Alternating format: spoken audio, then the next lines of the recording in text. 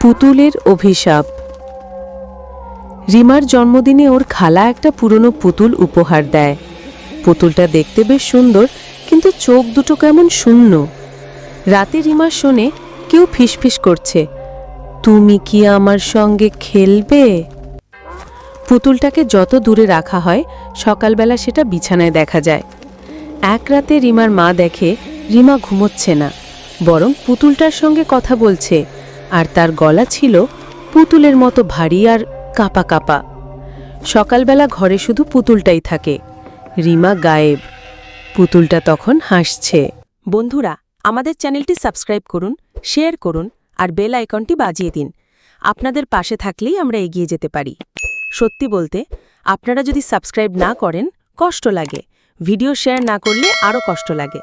তাই দয়া করে সাবস্ক্রাইব করুন, শেয়ার করুন এবং আপনার বন্ধুদের কাছেও বেশি বেশি শেয়ার করুন। ধন্যবাদ সবাইকে, ভালোবাসা রইল।